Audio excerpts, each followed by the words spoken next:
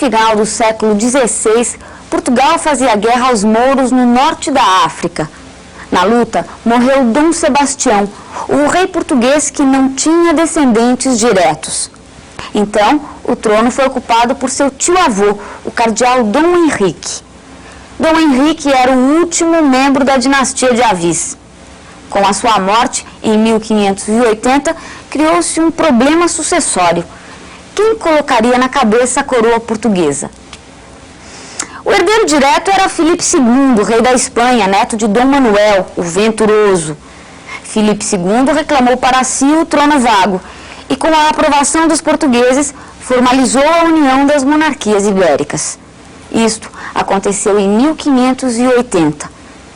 A união das coroas ibéricas trouxe consequências imediatas para as possessões portuguesas na África, na Ásia e particularmente para o Brasil.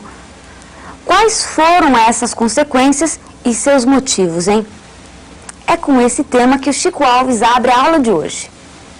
Muito bem, minha gente, e hoje o tema que nós vamos falar aqui trata das invasões e da expansão territorial que, sem dúvida alguma, fez com que este país deixasse de possuir 3 milhões de quilômetros quadrados para 8 milhões e meio de quilômetros quadrados. Ora, durante toda a colonização, o Brasil sempre foi alvo de ataques, alvo de invasões. E por quê? Porque você já sabe que a nossa colonização foi de exploração. Meus amigos, minhas amigas, uma colonização de exploração dava possibilidade para a metrópole de explorar na colônia produtos os mais variados, produtos tropicais, metais preciosos, e é lógico que, você sabe, isso é importante, muita gente estava de olho nessa colônia. Por exemplo, os holandeses, os ingleses, os franceses, que jamais aceitaram o Tratado de Tordesilhas, eles atacaram, eles invadiram e, é claro, ameaçaram permanentemente o Brasil, principalmente durante a União Ibérica. Ora, quando nós falamos União Ibérica, você já sabe, estamos pensando num período que durou 60 anos. Começou em 1580, terminou em 1640, fase em que o Brasil, evidentemente, teve como rei, lá em Portugal, o que era rei da Espanha. O que equivale dizer, durante o domínio espanhol, o Brasil evidentemente foi alvo de todos os inimigos da Espanha, da Inglaterra, da França, da Holanda, mas sem dúvida, quem mais deu trabalho para os portugueses e, consequentemente, para o Brasil, foi justamente a Holanda. E os holandeses deram trabalho por quê? Porque o rei de Portugal, que era o rei da Espanha, ele resolveu proibir o comércio luso-flamengo. Quer dizer, o comércio entre Portugal e Holanda. Então, a Holanda resolveu organizar uma invasão ao Brasil, cuja finalidade era simplesmente tomar conta do Brasil e daquela parte mais rica do Brasil, tomar conta do Nordeste açucareiro. E você evidentemente sabe que a partir daí, século XVII, através da Companhia de Comércio Holandesa das Índias Ocidentais, os holandeses promovem a chamada Guerra do Açúcar. E aqui eu vou mostrar justamente este mapa. Este mapa vai mostrar para você a guerra pelo açúcar. A guerra pelo açúcar é qualquer coisa interessante. Você note, aqui Salvador, aqui nós temos o Recife, olha, Olinda, quer dizer, toda essa parte aí, toda essa parte aqui do Nordeste brasileiro foi motivo de ataque por parte justamente dos chamados países holandeses. Olhe lá, a Europa toda aqui.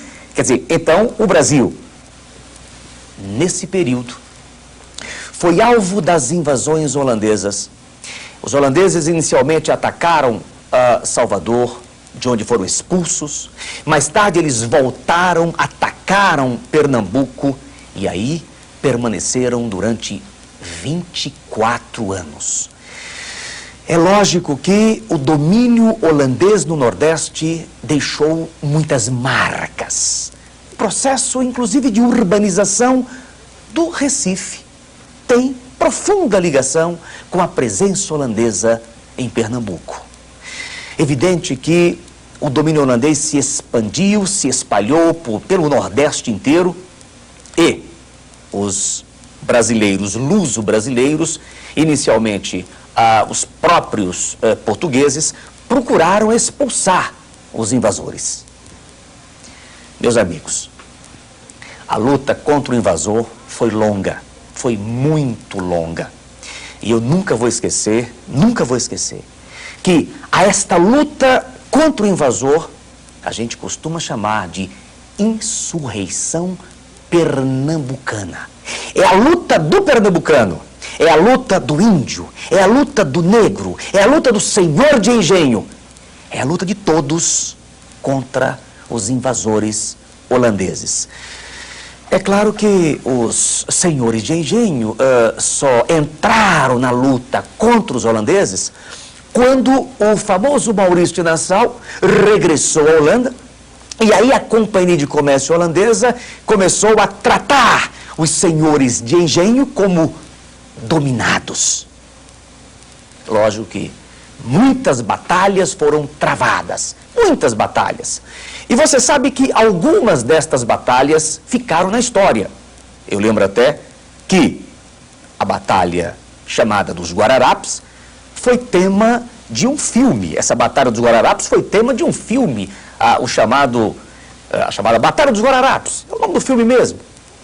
Meus amigos, é claro que foi depois de muita luta que os nordestinos, os pernambucanos, expulsaram os flamengos. E eu me lembro disso lá pelo ano de 1654. O curioso é que, expulsos do Nordeste, os holandeses foram para as Antilhas, para a América Central, e lá eles desenvolveram a produção de açúcar. E foi a partir daí que o complexo açucareiro nordestino entrou em crise. E o Nordeste açucareiro ainda não se recuperou da crise iniciada na segunda metade do século XVII. Agora eu vou mostrar para você um resumo do que disse. Vamos ao resuminho? Vamos ao resuminho. Olha lá. Invasões. O Tratado de Tordesilhas, que dividiu o mundo entre portugueses e espanhóis. Os atrativos econômicos oferecidos pela colônia. A chamada União Ibérica, quer dizer, o domínio espanhol em Portugal de 1580 a 1640. Ataques e invasões dos franceses, dos ingleses e dos holandeses. Ora, mas será que estas invasões só trouxeram prejuízos para a colônia? Será? O que você acha? Será que o Brasil não ganhou nada com as invasões? Será que o Brasil só perdeu com a União Ibérica? Não, meu amigo, não. A bem da verdade, é bom que você saiba que foi durante a União Ibérica que o Brasil teve possibilidade de ampliar o seu território, de se expandir territorialmente. E por quê? Porque, ora, meu amigo, a partir de 1580, o meridiano de Tordesilhas ficou sem efeito, simplesmente sem efeito. E por conta disso, exatamente por conta disso, quer dizer, permitiu-se, a partir daí, do momento em que o meridiano de Tordesilhas fica sem efeito, que os paulistas, os bandeirantes de São Paulo, que passavam fome, se expandissem para o interior, procurando índios para escravizar, procurando quilombos para destruir, procurando metais e pedras preciosas. E eu quero que você veja exatamente nesse mapa essa expansão do território, principalmente durante o século XVII. Vamos a este mapa. Olha que mapa lindo. Olha que coisa maravilhosa. Esse mapa realmente está lindíssimo. Esse mapa mostra, evidentemente, alguns dos fortes, mostra aqui toda a localização geográfica direitinho das grandes cidades, né? Cidades que aparecem durante essa colonização. O mapa mostra, por exemplo, São Paulo, aqui, São Paulo bem aqui, olha São Paulo aqui, e a partir de São Paulo, das bandeiras paulistas, toda a expansão do território. É claro que, uma coisa importante, as bandeiras paulistas, elas fizeram com que o meridiano de Tordesilhas perdesse a sua razão de ser e o imenso território que legalmente era da Espanha fosse incorporado aos domínios luso-brasileiros. Meu amigo, quando nós pensamos nessas bandeiras paulistas, um bandeirante paulista se destaca. Um bandeirante que eu quero que você conheça de perto. Eu quero muito que você conheça este homem aqui, olha, este aqui, que a flechinha está apontando, que é justamente o Raposo Tavares, Antônio Raposo Tavares. Um bandeirante famoso, um bandeirante que realizou o primeiro périplo pelo interior do Brasil. Este homem praticamente expandiu o território. Este homem saiu de São Paulo, este homem circulou pelo Brasil inteiro, pelo atual território brasileiro. Eu digo atual porque o território não era do Brasil, pertencia aos domínios da Espanha pelo Tratado de Tordesilhas. Este homem, é claro, não foi também só responsável por essa expansão. Este homem foi responsável pela destruição de missões jesuíticas. Antônio Raposo Tavares e outros bandeirantes foram responsáveis pela liquidação de milhares de índios. Por quê? Estes homens estiveram ligados ao chamado ciclo da caça ao índio, o ciclo apresador. E os índios eram escravizados e vendidos para o nordeste do Brasil. Naquela época, a região mais importante desse país. É claro que, com essa expansão do território, foi necessário, devido a essa expansão territorial, foi necessário legitimar a expansão, legitimar um novo território, e essa legitimidade se dá através do Tratado de Madrid de 1750, tratado esse que simplesmente revogou Tordesilhas. Outros tratados foram assinados, mas no geral, meu amigo, minha amiga, o tratado que praticamente nos deu a nossa configuração geográfica atual foi o Tratado de Madrid. Claro que um resumo disso é interessante. Vamos a ele. As bandeiras paulistas, a explicação para o bandeirismo paulista, a caça ao índio, o sertanismo de contrato, a pesquisa mineral. E com isso, liquidamos o tema invasões e expansão territorial. Até lá.